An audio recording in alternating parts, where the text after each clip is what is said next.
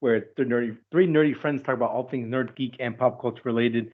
I am one third of the nerd, Sunny, and the other nerd that makes up this table today is Manny. What's going on? Hi.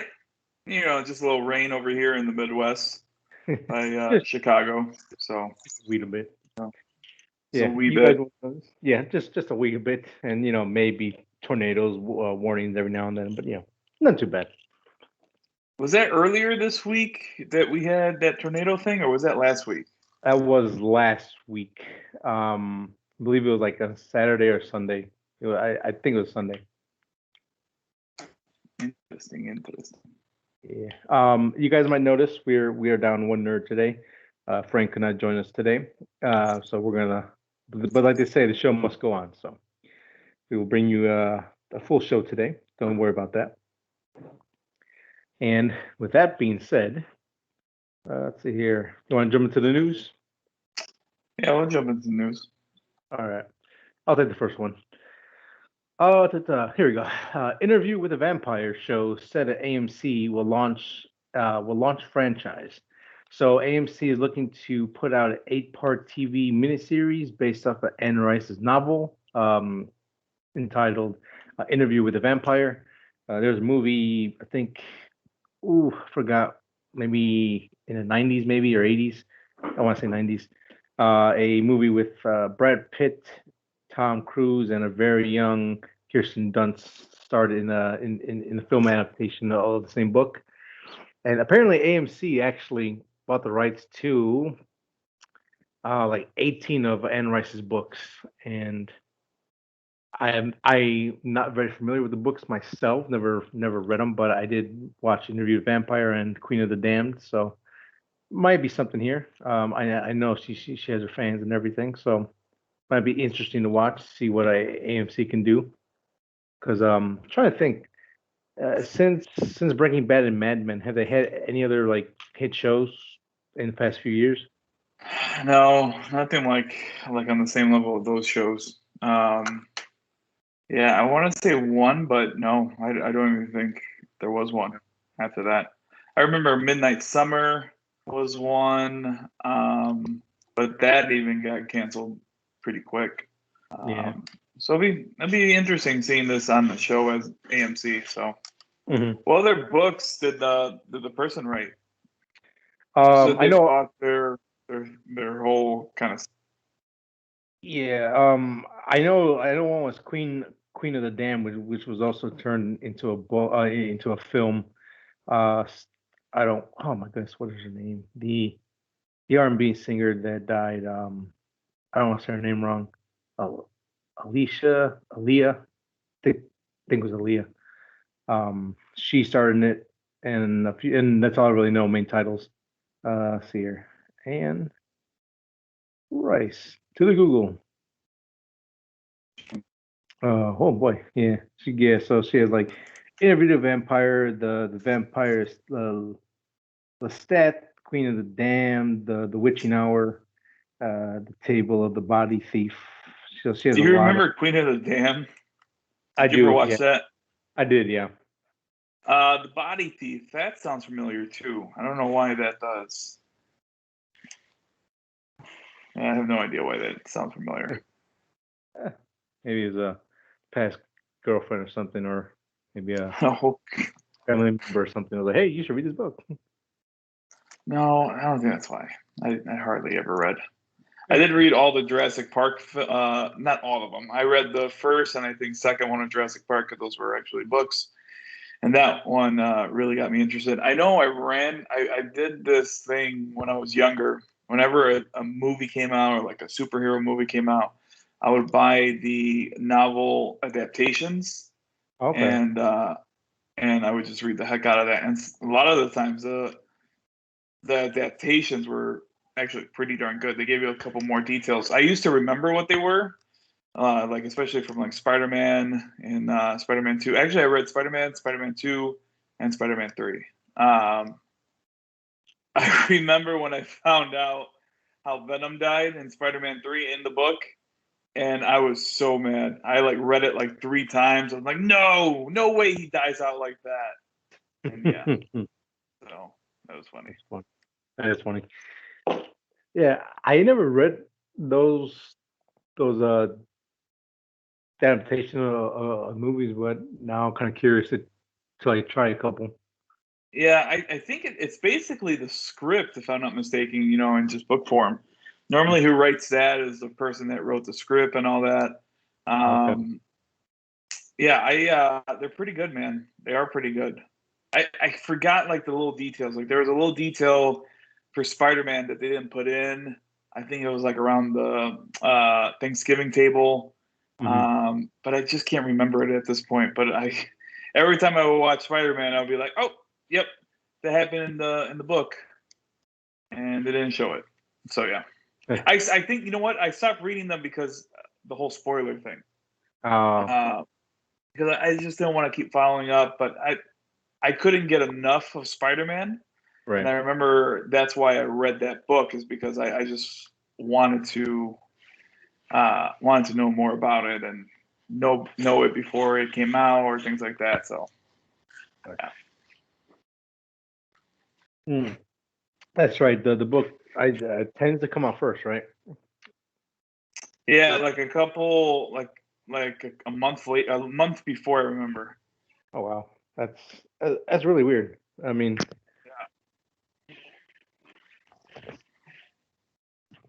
yeah, I mean, you would think they would wait till after the movie came out, but Maybe not so much a month, but I know I had it in my hand before the actual movie came out, and my goal was to read it before I got into the movie.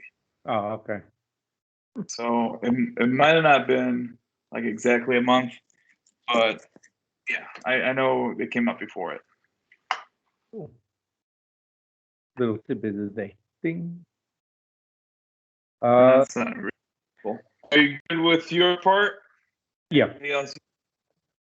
On the NY stuff, no. That's all I got. Or I guess on the news article. And nothing else said. All right. I'll go. All right. So it happened that news came out that Transformers 7 has a title, Yeah. and I guess projection what? Production starts pretty soon. Um, and the movie is going to be called Transformers: Rise of the Beasts. Um, Hmm. so that's hinting at Beast Wars. Are you excited for this? I don't really remember watching. No, I do remember watching Beast Wars. I was never really too excited about it, so this is like a eh. But I know a lot of people are excited, and that kind of gets me excited. Yeah. I mean, if that is what is going to happen, that's awesome because I was never the biggest Transformer fan, but I did love that show. And I remember having a vivid memory of watching it when I was in the hospital as a kid. And like I think there's like a marathon on one day. I just watched the crap out of it, and I was like, "This is awesome." I bought the toys and everything. It was really fun. Um, yeah, I mean, trying to remember what happened with the. I think it was the last night that happened. The the last movie that came out. Um, well, doesn't really matter. They'll just cram it in anyways, make it work. So, Yeah. yeah, I mean, you know, I watch these movies just for the spectacle of it. I don't really expect like if I get a good story, that's just a bonus. But as long as they give me good action, I'm pretty okay with this because this is like a definition of a summer blockbuster movie. It's something to get you in the seats, excited and fun. So Yeah, especially if it comes out next year, I'll be down for it. I mean, I think I like these movies more than the Fast Five movies, and I'm gonna go mm, see one of those this week. number nine. Um, yeah, number nine. It's called. You know what it's called? It's called F9. It's not even called Fast and the Furious. It's called I F9. it's I yeah, I took an AMC. It's like F9, the Fast Saga. I'm like, what? It's a terrible ass title. Oh my god. So I can't wait till these are over, but I'm gonna go. Actually, the only reason why I'm going to see Fast Nine, and plus I think we're done with that part of the news article. But the only reason why I'm going to go watch Fast Five is 100% because we see 5 minutes of Jurassic World Dominion in Oh, there. yeah. Okay. So they got my butt for it.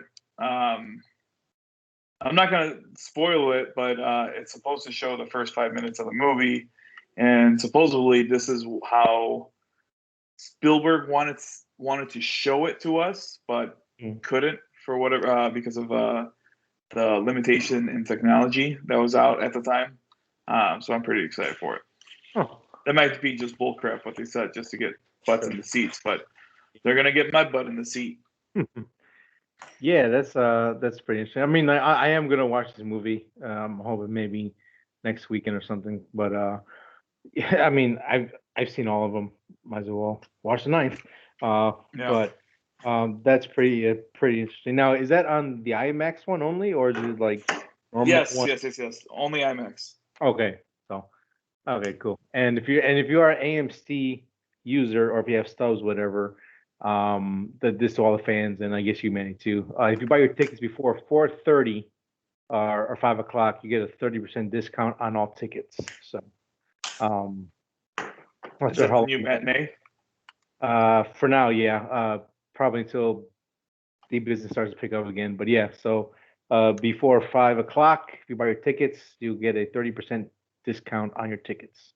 So just a FYI. Hold on. I keep losing you. Okay. So are those for tickets that are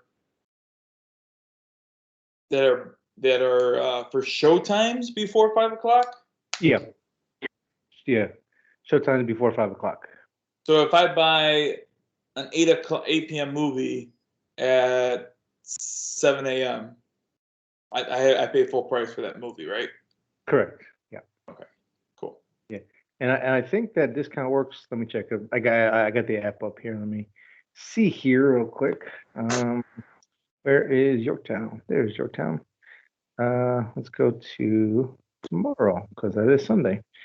That also the discount also applies to the IMAX showing as well. So on all tickets, Oh, nice. 3D IMAX, all of them. So Okay, and then again, this is only for show times for before 4:30. yeah, correct. 4:30. Okay, and I can't buy tickets the same day for like the late showing and get this discount, correct? Correct. It has to be only for matinee. All right, cool. Right. Yeah, was that your piece of news, or you just snuck that in there?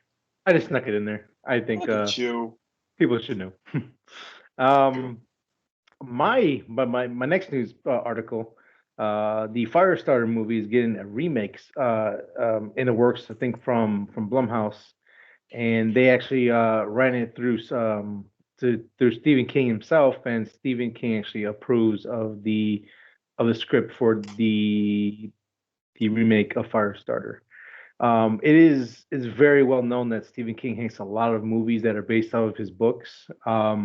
He usually Almost all just of them. like pretty much the director of The Mist, because I believe he did Gerald's Game in The Mist. I believe I could be wrong with Gerald's Game, but he loves that director. He's like, if anyone wants to make a movie, I want that guy to do it only because he seems to really understand Stephen King. Because even Stephen King was like I won't say blown away with the end of The Mist, but he was like, "Wow, you did a better ending than I ever could with that movie." He's like, "Well done, sir." It's like, "Oh shit," and so Isn't the joke with Stephen King that all his endings suck? yeah, kind of, yeah. They did. He Kind made fun of himself at one of the movies, didn't they? Oh, maybe in It. yeah, yeah, Yeah. and then when he directed his own movie, it was hysterically awesome and bad at the same time, but it was great. Maximum Overdrive. That movie was fucking crazy, fantastic. It's crazy. So yeah, that's probably a good green light, I think, because he also gave little praise to Doctor Sleep as well. He's like that scene where the child was dying. It like shook him. He's like, oh, this is like legitimately like messed up and scary. This is good job on that. So um, yeah, so that makes me a little more excited for this movie. I wasn't a fan of the original one that came out I think in the 80s, but we'll see how it goes. Yeah, I don't really remember the movie either. So All right. So. cool. All right. My other piece of news Indiana Jones is in production. Did you know this, Sonny? I did, yes. Uh, do you remember when Force Awakens, they were making Force Awakens, and Yeah. the common character or common actor that is in both those movies, his name is Harrison Ford. Do you remember what happened to Harrison Ford when he was filming Star Wars Force Awakens? Yes, I do. Okay, what happened? He was in a plane crash. Oh, was it a plane? Okay, no, Yeah. well, I was actually going that he broke his ankle Yeah. Yeah. on set. Yeah. That's what I was Okay. going Yeah. for. Okay, gotcha. Uh, So he well, broke his Harrison Ford got injured again ankle. um, That's not while funny. making Indiana Jones. Um, but what exactly happened to him? Oh, his shoulder. Oh, In the course of rehearsing for a fight scene, Harrison Ford sustained an injury involving his shoulder. So yeah, this guy. I mean, he just has to stop. Like he should care more for his health. Just stop. Just no. yeah, yeah, and like it's really, really weird because like he's making jokes all the time, like, oh, like it was a paycheck. I don't really care about this stuff, but when he's in stuff, Appearance. really he really gives it his all. Like again, like in Force Awakens, he was all in on that movie. He was just having fun in that one. He's like, yeah, let's go. I'm here. Whoa. I don't know. It's Yeah, weird. he does kind of give it all. I think that's why he's beloved. But he always seems like a grumpy dog. Yeah. Get off my Yeah. lawn. I don't care. Yeah, So yeah, which is part of his charm. But he is 78 years old. Jesus, man, this has to be yeah, his last, like action film period. Because my God, he's gonna kill himself. yeah. I think it has to be the last one. Yeah, But yeah, I thought that was not funny, but funny at the same time. yeah, it's I ironically funny, I guess maybe. I remember when I think because Force Awakens was not his last movie because he did one with the dog or something like Oh that. yeah, But yeah. I think this is like his first. He probably got injured on that one too, if I'm not mistaken. He might have. Um, but I remember Force Awakens, and I was like, wait, didn't this happen to him?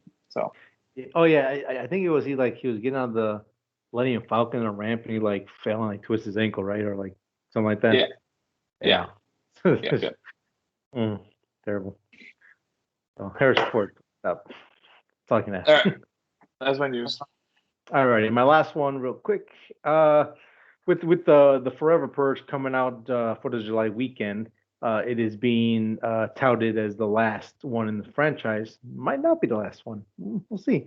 And I say that because in an interview, Mr. Blum himself, trying to make this movie without Demonico, the writer of the Purge franchise in general. He's like, I can't ever see doing without him.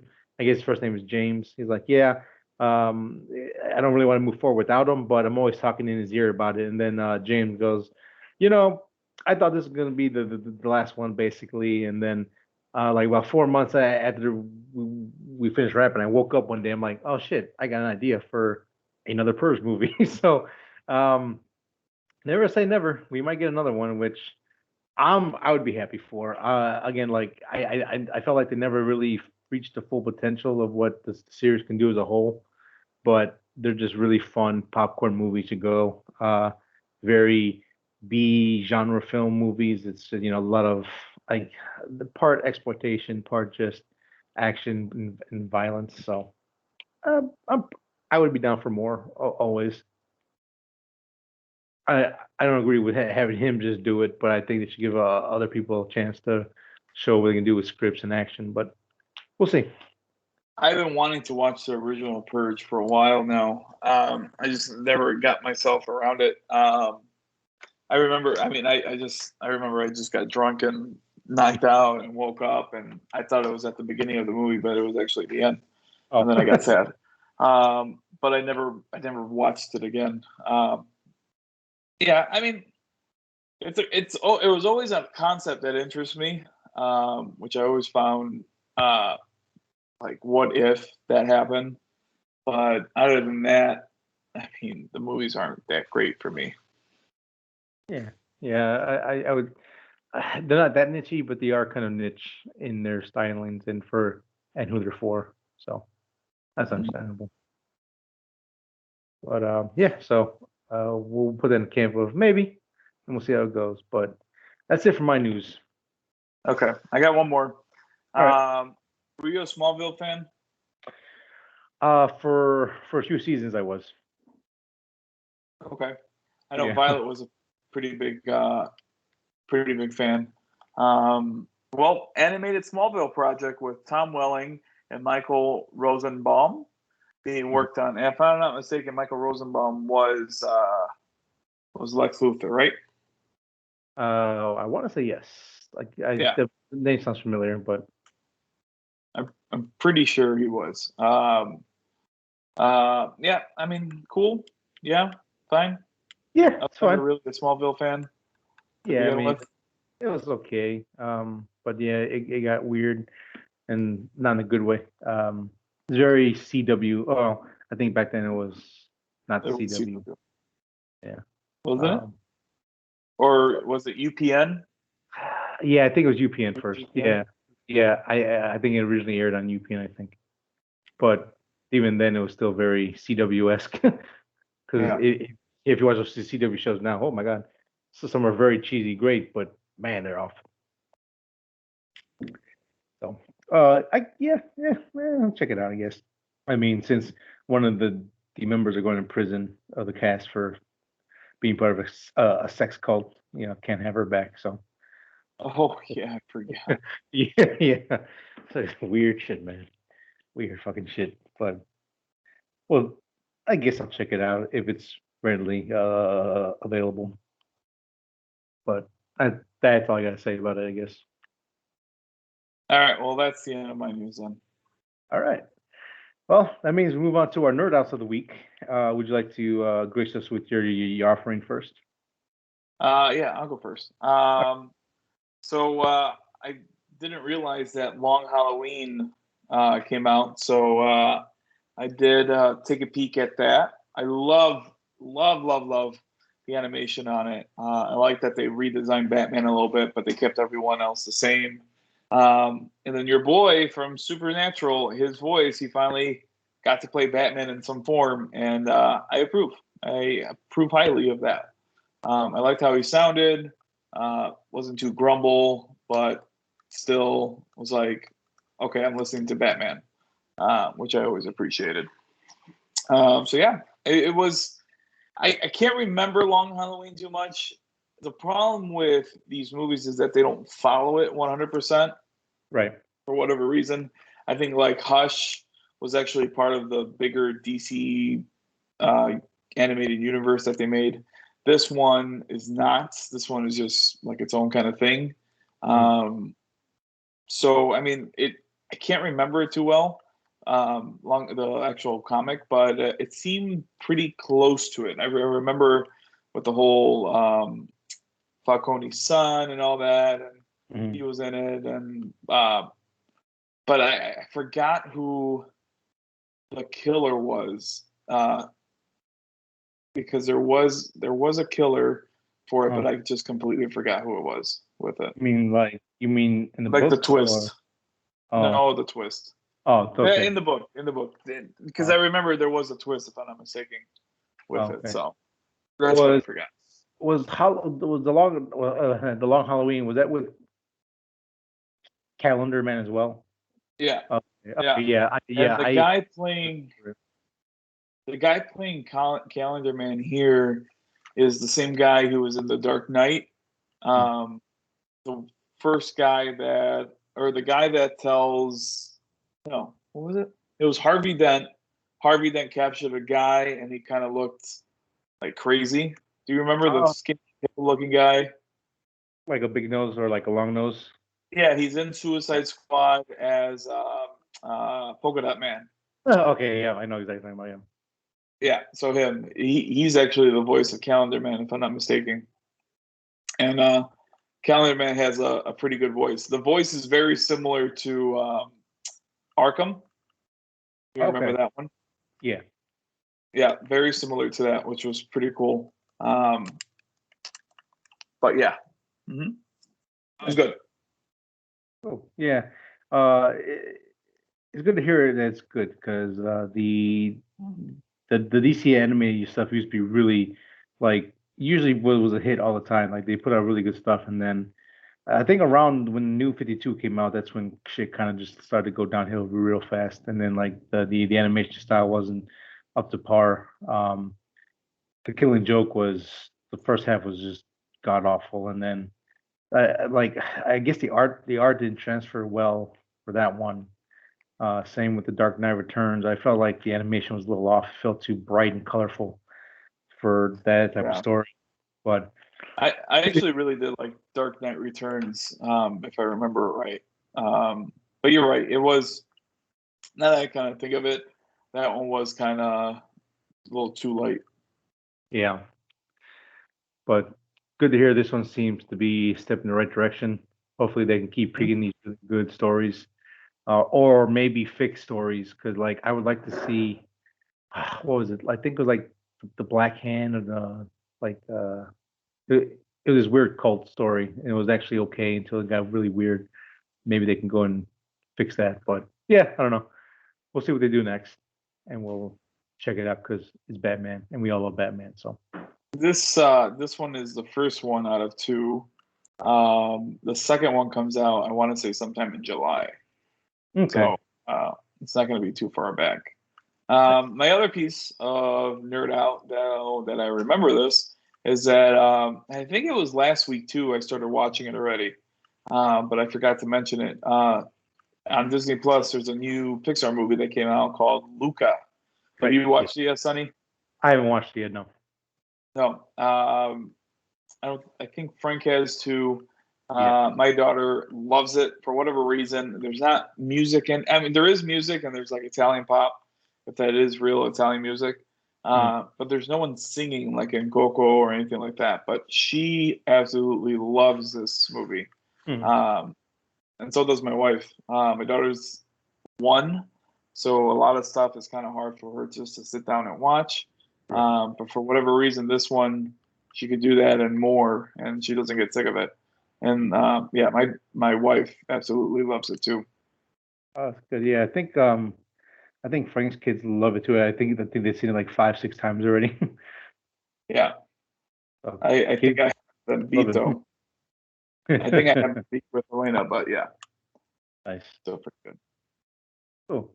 That's the for I guess for my thought process and everyone else. That's the one about the mermaids. They're like or they're like fish people that turn into humans when they're not in water, right? Yeah, they're actually sea monsters, Okay. and yeah, they get to go on land, and when they're on land and they're dry, they look like a person. But as soon as they get wet, that's when their real self come out. That sounds cool. That's a cool Hmm. concept. Nice. Yeah, Yeah. and Oh, it's fun. Uh, we started watching Coco again too because Violet and I kind of had a little bit of an argument saying that they use more Italian in this one, and she wished that they did that. Or no, she wanted them to translate the Italian more. I'm like, well, they didn't do that in Coco, and she's like, yes, they did. I'm like, they didn't. Yeah, they did. So I put on Coco, and I was right. The problem with Coco is that we watch it all the time in Spanish. mhm. And my Spanish isn't great, so I miss little pieces of parts. But I think that movie was supposed to be in Spanish to begin with, and they did a great job doing it in Spanish. So we watched the original one, or not the original one, but the one in English. And yeah, they don't translate it as much. Hmm. Yeah. Yeah, that makes sense. But that's a good movie though. Shit. Oh, that's good. I'll definitely check this movie out. I just since I don't have kids currently at the moment, it's like not rushing to watch it, but I am gonna check it out though. Yeah, it's a Pixar movie. Yeah. You Can't get go. a good story out of it and some fantastic animation. Yeah. So definitely worth watching. Got anything else for us with your nerd outs? Nope. For now, that's it. I might remember something else, but no, that's it. Gotcha. Pretty busy week for me overall, but I will talk a little bit about my nerd outs for some trailers, three in particular. Um, I so these trailers showed a lot, so I won't go into spoilers or anything if you guys haven't seen it, but I was kind of talking in general and my excitement for these movies. The Snake Eyes movie, sort of our first trailer came out, or like the extended long trailer is like 2 minutes and some seconds long. Um, this looks really fun. The action does look really good. Uh, the set pieces and everything are really so far looking really fantastic. Um, I don't This is and not a new trailer, right? This is the one that they already had out. I want to say yes, but I didn't watch it because I'm like, well, maybe I'll just wait. But I'm like, no, I'm gonna watch it because I am a huge Snake Eyes fan. Um, yeah, I mean it does look Marvel-esque in the way that it does things or the way the trailer is laid out, but it's not a bad thing when Marvel does it right. Kind of vibe. It felt kind of like uh, hmm, felt like kind of like Winter Soldier and Civil War, kind of a little bit, with like the way that they frame the action. But then like you get these crazy set pieces of them like fighting on the highway with like jumping from truck to truck and all that kind of stuff. So it definitely leaning towards more of the uh wuxia style of like martial arts s type movies. A lot of wire work, a lot of bouncing around, jumping, but um yeah, and this is supposed to be an origin story of what's already in place. So we'll see how all that fits in. But yeah, I'm pretty excited to see how he just stops talking. So there's that first trailer. Shang-Chi and the Ten Rings trailer that just came out, I think this week. The one that's probably shows a lot for some people, but I needed it. This feels like an anime kind of come to life. It's like part Doctor Strange kind of feel, part anime, part like kung fu film, and I'm all for this. This looks really good. It looks like they're leaning towards more of the fantastical S side, and this is where it ties in with Doctor Strange, like that, like chi, and like you can do some pretty cool stuff with it, and it looks really awesome. So, and again, I probably said enough times here, but I love kung fu movies. I love the Asian cinema in general, and this has that feel of like a nice blend of like Western and Eastern feel to it. And there's a lot of Easter eggs, and they show some stuff in here. Again, like I said, these trailers show a lot, and that's probably due to COVID and want to get people back in theaters, as we talked about on our group chat. Um, but yeah, I mean, it makes me want to go see it. So it's doing what it's supposed to do, I guess. And the dynamic between he and his father, Shang-Chi and his father, I want to see that played out more on screen. They allude to a lot of stuff, so I'm very excited about it. Was that Um, pretty accurate when I because I saw it last night or the night before, and I was surprised. I don't even know why it came out like that. yeah. I guess someone was probably on a nighttime show host or a nighttime show and Mhm. talked about it. Yeah, but it was to me it was kind of weird. Yeah, it just kind of, yeah, it literally just came out of nowhere. Just like, oh, here you go, guys, and I'm gonna show you a lot of shit. It was weird, but um, like I said, I think with Fast Nine coming out this weekend, a lot of stuff is trailers dropping because they're hoping that Fast Nine gets people in the seats again, more excited to go back to the theater. So I think people are trying to drop as many like big trailers now as they can. Um, and then the Let's last see if trailer, we could. Oh, with Shang-Chi, let's see if we can remember to bring it up next week, and we'll talk a little bit more about the spoilers next week. okay, yeah, sounds good. And then the last trailer that I forgot I have another nerd out past this. My last trailer that I'm bugging out on big time. I'm very excited for this one. I have to see it. Halloween Kills. Um, so it shows. So right off the bat, I will say this: it shows a lot of kills. It doesn't follow through with it, obviously, because there's a trailer. It's going to be probably more bloody and gruesome, cause I believe it's rated R. It should be rated R. Um, but man, they really sold it on me. I was already gonna watch it, but now I have to go see it. Like I'm gonna try to go day one. We'll see how that works out. But I'm very excited for it. Michael looks pissed as shit in this movie. He's very angry. I like I kind of have a feeling what's gonna happen at the end because we will get a third movie. This was planned from the start when they did the remake back in 2018. Was to do three films. So I have an idea how this will end just from some of the little clips they showed in the trailer. But man, Danny McBride and I forgot who else was the Oh, co-writer. shut up. Danny McBride co-wrote the first 2018 version of Halloween, and these guys, Wow. yeah, and these guys really understand Halloween. I think they're big fans of the franchise. They really understand who Michael is as a character. It is kind of weird when we have like shit like Halloween 2. We had the the Thorn trilogy. We have H2O. We have Resurrection. And then you have Halloween 3. That's like 8 films. And all the history's still in my head, but all that's canceled out with this film because this is supposed to be a direct. These films are direct sequels to the first one only. Yeah. So it's weird. Like sometimes I forget like that technically not canon anymore. But I'm really excited what they're gonna do with it. I mean, it's no surprise, but this will pick up right after the ending of the first one. So I don't know if like this trilogy is gonna happen like quote unquote like course of like 3 days or a day or whatever. But man, I'm super fucking excited for this movie. This was probably one of my most anticipated ones coming out uh, last year because it was supposed to be out last year and due to COVID got pushed back. So this is now one of my anticipated this year. And I don't think they gave a date specifically. Just at the end, trailer said October. It'll probably be mid October, if not the weekend of Halloween.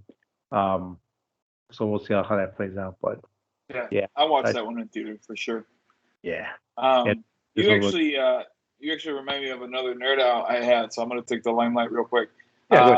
I talked about this podcast before with you guys called Smartless, Uh, and it's with Will Arnett, Jason Bateman, and Sean Hayes. Man, am I loving this fucking podcast! This podcast actually makes me laugh because Will Arnett and Jason Bateman are pretty good with each other, and they kind of play off each other really well. And also, I mean, just Will Arnett's just a funny guy, especially with his voice. yeah. They had Justin Theroux on it. Do you know who Justin Theroux is? Sounds familiar, but I can't say no. And I'm probably butchering his name because it's a French name, but he's in a show that I'm actually watching that I have to pick up again called Mosquito Coast. Okay. He was also in Leftovers. Okay. If you remember that show on HBO where everyone, like a 2% of the population disappears for no reason, Yeah. things like that. He was a guest, and I learned something new. Do you know anything else that he's kind of known for, Sonny? No, I don't. Okay, so he actually wrote Tropic Thunder, Did he? That's funny. and he. This might be a good thing or a bad thing, but it's one of my favorite Marvel movies. He actually wrote Iron Man 2 as well. Well. Yeah, did not know that. All right. Yeah. So yeah, I really wasn't really too keen on him, but he's pretty darn funny too because they were making jokes because he knows Will Arnett pretty well. He actually knows them all pretty well. But man, this show legitimately makes me laugh. Around this time, I'm probably only listening to like football podcasts. Mhm. This one, every time I see a new episode, I kind of want to listen to it. And the cool thing about about Smartlist is that sometimes there's guests on there that I'm like, oh, I don't know this person, Mhm. and I start hearing him or her, and then I look them up. I'm like, oh wait, this is him. This is her. Okay, never mind. I've seen them before. Yeah. Like they had David Cross on there, Yeah, which David Cross. Do you know who he is? I do. Yeah, Yeah, he plays Tobias on Arrested Development. That was with Jason Bateman and Will Arnett. yeah. So I listened to his, and then the guy who plays Mac. I had no idea what his real name was, and then he showed up with and yeah, That's so I learned a little more about him. But yeah, sorry. No, it's good. Bless you. Why did I bring that up? Oh, because of the writing. Danny McBride wrote Halloween, which is crazy. But yeah, Nice. I give the light back to you. Thank you, Seth. Uh, so this week, the last episode of Conan O'Brien went off the air on TBS after 11 years on TBS. I brought this up, I think earlier in the year, like a couple months ago on the podcast, that he was gonna do an HBO show and he was gonna stop. He was gonna stop doing the talk show on TBS, and I feel like he was the last of the really good hosts of late night, because I used to watch the late night a lot. Like there, it's weird to say, back in the day, there was Craig Ferguson, there was George Lopez, we had him, we had Conan, Jay Leno was still on the air. We still had guys that were charismatic and funny. Like the reason why I liked Craig Ferguson, because he didn't give a shit. He just, if it's funny, if it's a great interview, he was like, yeah, oh fuck it, I don't care. And then his accent, it was great to watch. Conan is always funny. I love Conan's like really absurd, like dramatic humor, and he'll just stay on a joke, and just it gets funnier and funnier as he keeps doing it. George Lopez tried to shake it up a little bit, bring in something new, and now to me, it felt like all these stock cookie cutter guys, Fallon and the British guy, shit, the guy who sings all the time. Yeah, thank you. Yeah, Something like that. yeah, James Gordon and Seth Yeah. Meyers and them. They're just like the same shitty politic jokes, and they're not funny, and they're just like ha ha ha, and they force their laughs all the time. And I feel like with Conan leaving now, not only his show ending, but I feel like that's kind of like it for like talk shows of any being relevant or bringing these really funny moments anymore. It's just kind of like an end of not even an era, an end of a saga. I mean, going all the way back to Johnny Carson to like now, it's like I think that's it. Um, I don't know if he's going to continue to do his podcast, which I hope he does. It's Conan O'Brien Needs a Friend. That podcast again makes you laugh because it's more Conan being able to be unrestricted by TV. Like you can swear every now and then on TV or get away with things, but on there his jokes are funnier. He's just like, I don't care, I'm gonna do whatever we want. This is our show, yeah.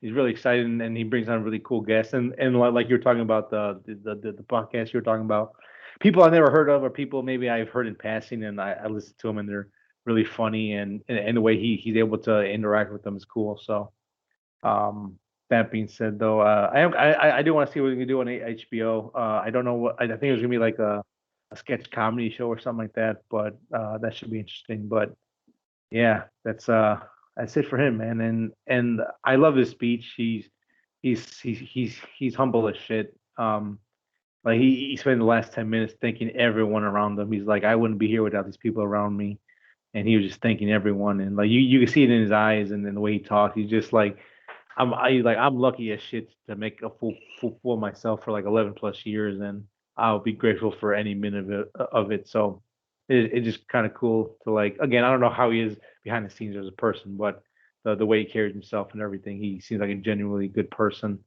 And um I won't say I modeled my humor after him, because a lot of my shit is like like weird fucking my humor is fucking weird. I'm either really dry and deadpan, or I'm just absurd. So but I appreciate his stylings and everything. So it's gonna be missed. I'm very excited for his future projects, but I think that's it.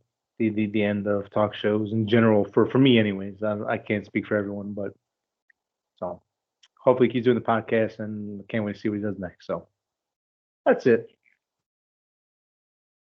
All right.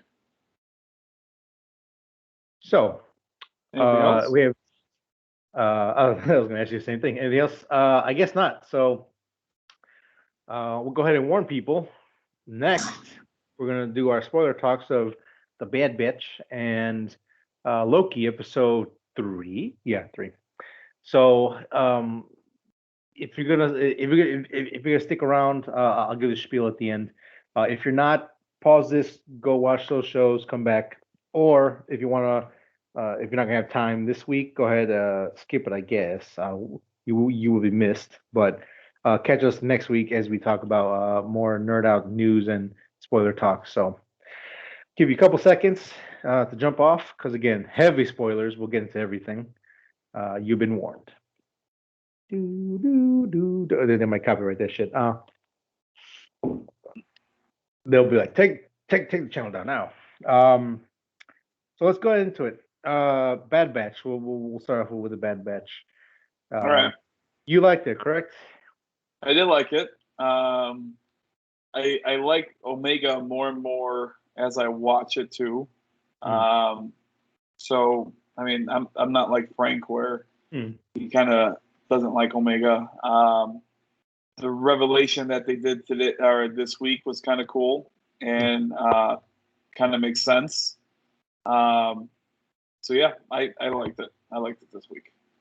Yeah, I liked it too. Yeah, the reveal of who what the purpose of Omega is and everything is was pretty And interesting. who Omega is? Who's she related to?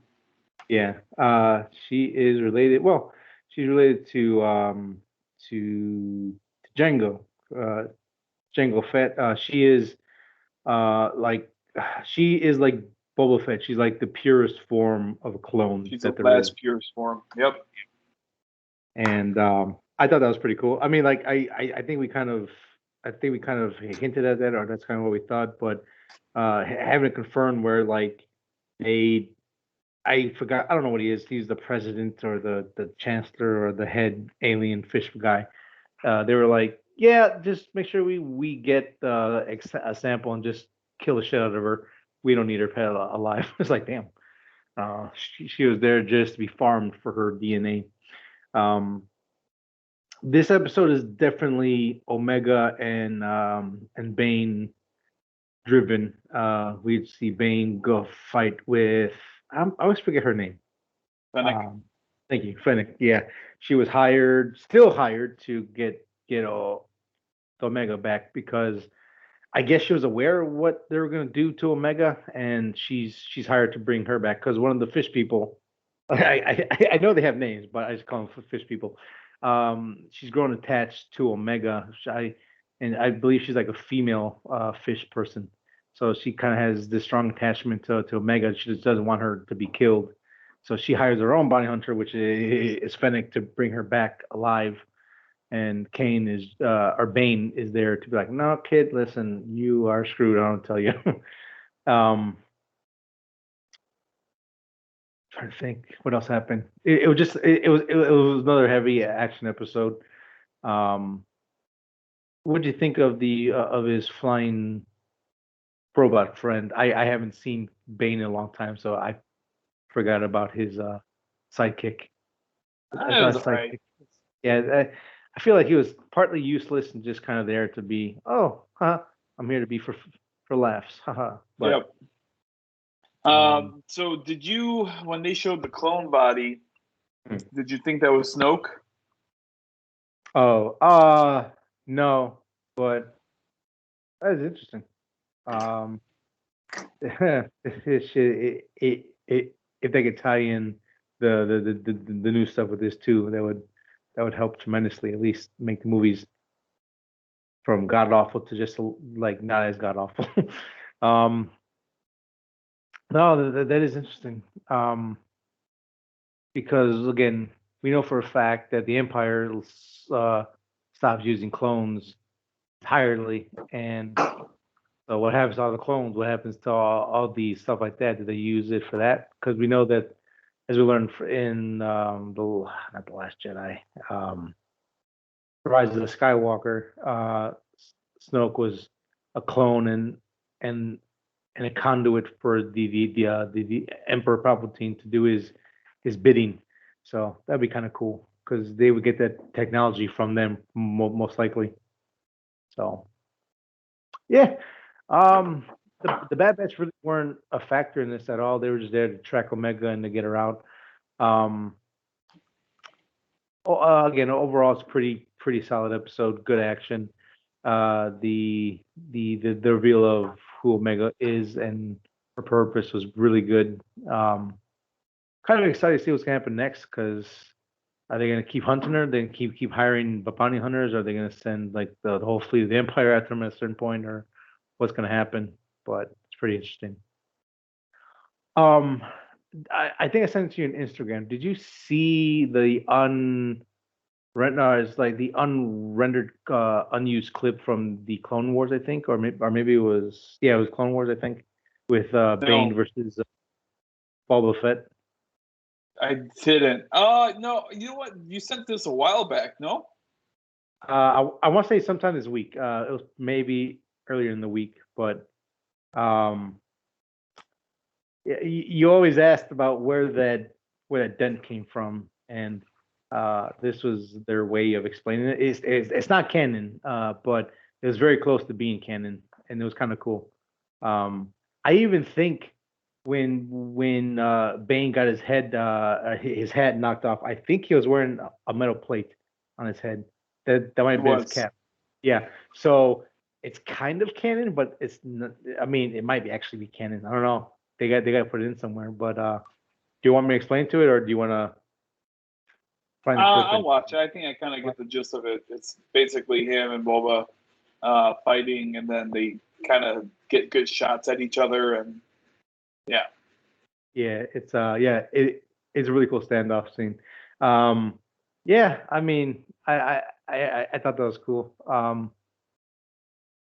It still doesn't quite explain it. Like I forgot if Bane has like special blasters that are so powerful they can do like damage to pretty much anything. But I thought again they don't have to explain the dent in his head, but it would be cool. Like if you were to do it, this would be like the coolest way to do it.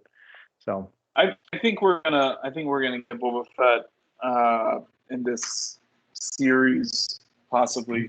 I could see that happening. Um, we'll see. I hope so. I thought we were actually again this episode. I'm like, no way. They're not gonna reveal that, and then Boba Fett comes out of nowhere. But we'll see. yeah, I'm with tell. Thank you, Dave Filoni. That's all I can say is thank you, Dave Filoni, for making me fall in love with Star Wars all over again. What would you rate the episode? I give it a 6.7. It was solid. It was good. I just felt like it didn't like grab me as an action episode as like the past couple ones, but it was still good though. It was really good. But yeah, I think you gave it a 7, correct? Yeah. Yeah. So Bad Batch so far is hitting the mark still. There was a little scare there at the beginning, but we're still on track, and it's turning out to be a really fun show. So we'll see what happens next to the Bad Batch crew and Omega. Like, I want to see what they can do with Crosshairs. I want to know if they're going to save him Yeah. or that's I think he does. that'd be a shame. Um, if we have anything else to add, you want to jump into Loki? Yeah, I don't think we have anything else to add on that. I think it's going pretty well, and I think it's going to end on a high suit. Yeah, I know. Yeah. I agree. So Loki episode 3 filler edition. Um, what do you think of the episode? Oh man, just thinking about it, and I blame this on you guys because you guys call it boring. I'm like, no, it's not boring. It's good. And this episode, I'm like, God damn, this is boring. Yeah, it is. Like the dialogue is fine, it's good. So sometimes it's really, really good, the dialogue, but damn, just do something, please. Like again, like episode 2 was a lot of just paperwork and walking around and just it was like the office like in space. Well, I haven't watched the office that much, but I'm assuming that's what the whole series is. Basically. Yeah, just do something. And then this one starts off pretty cool. She ends up trying to storm the timekeepers. I don't know what you would call it. I don't want to call it a fortress or a hangout, but the time cops area. And she's at the elevator, ready to do it, and then Loki hits the transponder mission, whatever gate that thing is, and he gets teleported to another. Um, what can I can't think today. Apocalyptic timeline, and he apparently picks the worst one where this planet, the moon, has been destroyed and rocks are just falling all over the place, and it's just destruction and mayhem everywhere. And honestly, the whole episode is just them trying to find a power source and get off the planet to power up the device. Uh, and they really close to the ship, and the ship blows up, and they just kind of walk away in sadness, like, "Oh, we're dead." That's the end of the episode. See you guys later. That's pretty much what happens. The whole thing. Yeah. Um, I mean, we did get one big juicy tidbit of kind of story driven news, and that's that everyone in the TVA is actually a variant. And they've been there for a very, very long time. The other thing we find out is that Lady Loki is actually, she changed her name to Savine, right? yes. Savia? Savine? Yeah. Which is the Enchantress. So she didn't call herself the Enchantress yet, but she did change her name, and those little rumors were right. But yeah, she says at one point that she had to go back hundreds of years to just find the memory that she could use to kind of persuade the guard that she caught. Mm-hmm. Very, very interesting on that part. I don't know if you caught that, but yeah, they made it a big deal. Yeah. Yeah. I mean, from the first episode, you could tell that the timekeepers there's something off about that place, 100%. And then this one kind of adds more fuel to the fire. Like, it's a conspiracy. It's all a ruse. We must burn it down. It's gonna be interesting how Owen Wilson takes it. Like, maybe the head timekeeper lady is the timekeeper herself, or maybe there is no timekeepers. Who knows? Yeah, I mean, like that part still intrigues me, but it just takes too damn long to get there. Yeah. Their banter was like, so I guess talk positively of the episode. I did like the episode, or the insinuation that apparently these Loki variants, all of them lose their mother, or they lose the people close to them a lot. It's just part of who they are, or some tragedy happens or something that makes them who they are. Um, and they had this nice little moment talking about, oh, how was your mother? Oh yeah, like I learned all this magic from my mother and everything, and and then she started about she gets a little bit into her past, but not too much because she doesn't trust anybody. That was kind of cool. And for those interested, I guess Loki comes out as, I don't know, bisexual, bi, or non-binary. I'm not sure I'm not sure what term to use correctly. I don't want to offend anybody, but that was, I don't want to say a throwaway line, but it was definitely like, yeah, this and that, no problem. And then they just keep going on with the conversation. Um, the action was good. The ending action scene I thought was, I don't want to say sloppy, but it was choreographed as hell, which is fine. It still looked good. The camera work was fantastic. Um, and then, like I said, the episode just ends. Just like, yeah, well, good luck. They act like, it's weird when a lot of shows do this. They make you really believe that, oh, this bad happened and they're not gonna get out of it. Like, the show's name Loki. We know he's at least gonna be here at least till the last episode. So it's a weird fake out, but um, yeah, man. Like I said, I haven't. I haven't enjoyed the series overall as a whole. I like bits and pieces. I definitely love the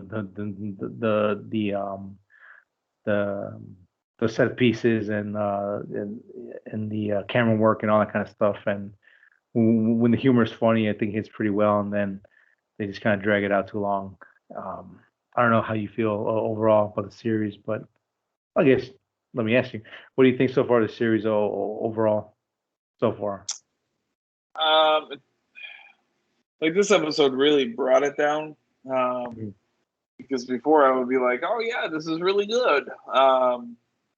But that last episode kind of didn't make me feel all warm and bubbly inside. So it's been good. I mean, we got 3 episodes left, so I don't know how much more we could really fit in at this point. Um, but I mean, we shall see where it goes from here. But yeah, I like it. I just want more pedal to the metal kind of stuff now, Yeah, yeah, I think it's especially time with for three that. episodes left.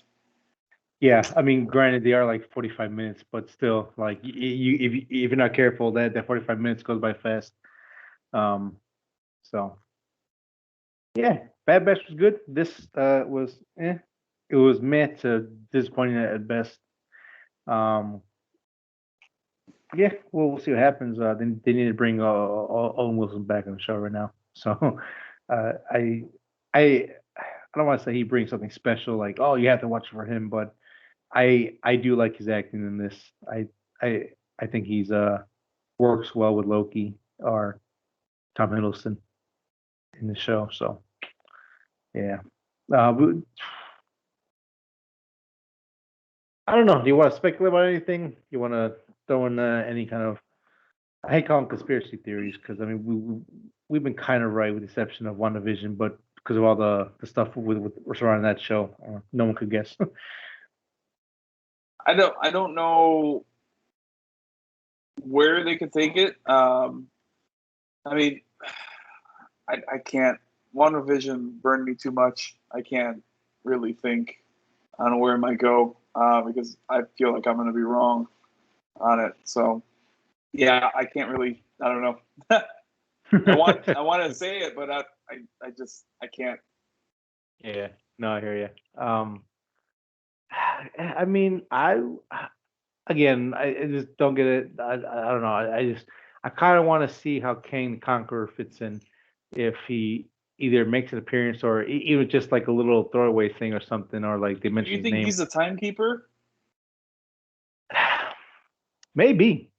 And the reason I say that, because again, like I don't think the timekeepers are a thing. I'm again, I'm just speculating. I think that the timekeepers are roosts or farce, or there's a symbol, and the one actually running the show is someone else. Yeah, maybe he is the timekeeper, and the leader of all the cops are is his wife or girlfriend. Because because again, like I'm pretty okay versed on the comic knowledge. I'm not an expert, and I think the the lead or the head time cop lady. I believe someone mentioned that she's like in the comics. She's like the wife of Kang the Conqueror. Um, Oh, shut up, for real. that's what I heard. I don't know if that's true or not. I don't the person that's talking about it. I just he's kind of hit or miss with stuff, but so I'm hoping he has something to do with it. Only because again, we know he's the main bad guy for Ant-Man and Wasp. Quantum Madness, I think, correct? Yep. He's supposed to be the main bad guy for that one. So he has to show up somewhere. Not again, not necessarily have to show up, but if he's going to show up, it would be the show. I just kind of want to see what they want to do with him.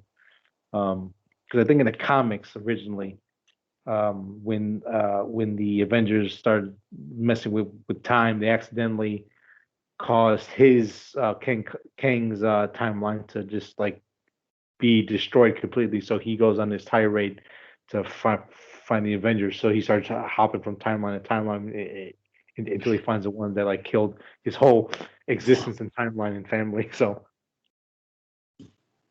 it'll be interesting to see what happens. Again, yeah, like being burned on WandaVision is kind of kind of does stop you and think like, well, I probably shouldn't build this shit up in my head, but I personally like to like speculate and see what happens and see how close we can get. Because again, like and again, I'm not gonna blame the fans for WandaVision because I think it was a showrunner completely. Because she even went on record in on an interview somewhere. I haven't found it recently, but I haven't looked that hard. She's like, oh, I didn't know who Mephisto was. I didn't know anything about him, and I didn't, we didn't use him in there because I'm like, who? Oh, and a couple other details, and it just kind of ended up being generic ending. So, and a lot of other stuff. So I don't blame the fans at all for that. But yeah, just stick the landing because this is supposed to. In fact, this is what kind of causes the next phase of films to start, being what they are because a lot of them deal with time and multiverses and shit. So this is supposed to cause that. So I guess that's what I want. Just a good an explanation and a solid last episode. That's all I can hope for. Yeah. There was something interesting that I think I saw on TikTok where it showed Wanda at the end in like the after credit scene, or I don't even think that was the after credit scene, but at the end of Wanda, you see her on herself by herself in the cabin, and she's projecting, and then she hears her kids call out to her. Well, in one of the snaps or TikToks I saw, they kind of spliced the two scenes together. That scene that I was talking about, and the scene where all the time bombs go in their dimensions to start havoc. So if someone thinks out there that at that moment she heard her kids, that's when Lady Loki just let go of all the bombs. And yeah, I thought that was interesting. Very interesting. I mean, I don't think it works, but they could make it work. That worked. That scene that I saw did work pretty well. Sure. So you gotta look at that. Yeah, I mean, like I'm just thinking of like not even dealing with comics or anything, just like in the terms of the show itself, because like she manifested the kids on her own. It wasn't like they were from different timelines. Like she manifested that in her own mind, and her powers brought it to life. Unless her powers are now can reach through different timelines, which is possible. Her powers are, I don't want to say endless, but she has a lot of power. She can do a lot of shit. And she still doesn't know how to use it. So yeah, I guess they can make it work, but just off of what's in the show now, it's gonna be hard to make it work well. Yeah. So, but that's a good theory though. That'd be pretty cool. Yeah. Shit. Yeah, man. Just make it good and stick the landing. Just make the rest of these films make me excited to see Strange and Spider-Man and Ant-Man and Wasp and all that. That's all I can ask for. Yeah. So, do we have anything else to add to that, or I think we're pretty much tapped on that. I think we're pretty set on that. All right. And just if anyone was curious, I think Frank also said that the episode was boring as shit too. So, and since he's not here to talk about it, I thought I'd just throw that in there for him. So with that being said, thank you guys for listening to another episode. If you wish to listen to the audio portion of the podcast, head over to Spotify and Apple Podcasts and any podcasting app of your choice. If you wish to watch the video portion, head over to YouTube. Follow us on Instagram, 3 Nerds on a Sunday, and follow us on Facebook as well, 3 Nerds on a Sunday. That's where we'll drop when the new episode drops.